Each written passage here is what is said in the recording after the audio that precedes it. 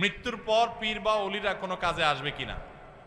ভাইরা আমার, মৃত্যুর পর কিয়ামতের ময়দানে আল্লাহ কোনো নেককার বান্দাকে যদি সুপারিশ করার অনুমতি দেন, তিনি কারোর জন্য সুপারিশ করতে পারেন। এটা অনুমতির উপর নির্ভর করে, সেটা আপনাকে অনুমতি দিলে আপনি পারেন। কোন নেককার, তাদেরকে আল্লাহ সাধারণত অনুমতি দিবেন।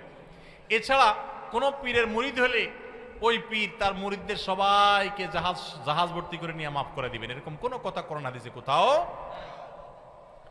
ভাই, পীর সাহেব তো নিজেই দলের উপরে থাকবে। পীর সাহেব নিজে কিসের উপর থাকবে? কিসের পীর সাহেব?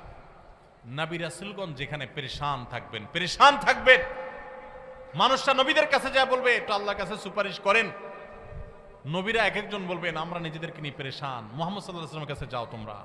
উনি যা শেষ পর্যন্ত সুপারিশ করবেন আল্লাহর কাছে। মুসা আলাইহিস সালামের কাছে মানুষ যাবে, উনি অপারগতা প্রকাশ করবেন, সেখানে বলে পীর সাহেবরা বলে তরাই দিবে।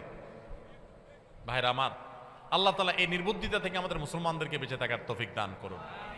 আল্লাহর কাছে প্রত্যেকের আমল তার কাজে আসবে। কোরআনে কয়েক জায়গায়, এক জায়গা না, কয়েক জায়গায় আল্লাহ তাআলা বলেছেন ও আল্লাহ তাজরু ওয়াজিরাতুন উযরা উখরা, একজনের পাপের বোঝা আরেকজন বহন করবে না। আবার একই সাথে কয়েক জায়গায় আল্লাহ বলেছেন ওয়া আল্লাইসা লিল ইনসানি ইল্লা মা সাআ, মানুষ নিজে যা করবে সেটার বিনিময়ে সে পাবে।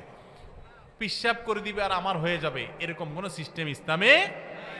মানি ট্রান্সফার সিস্টেম মোবাইলে থাকতে পারে, পিশাব আমল করে আমার অ্যাকাউন্টে ট্রান্সফার করে দিবে এই সিস্টেম।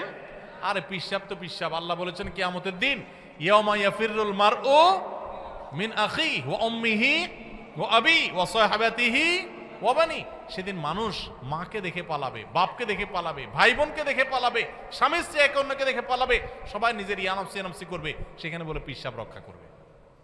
রক্ষা করার কোনো ক্ষমতা থাকবে? নিজের আমল, আল্লাহর কাছে রোনাজারি, তওবা, ইস্তেগফার, চোখের পানি, গুনাহমুক্ত জীবন গড়া, এটা ইনশাআল্লাহ আমাদের নাজাতের পথ সুগম করে দিবে। আল্লাহ আমাদের সবাইকে তৌফিক দান করুন।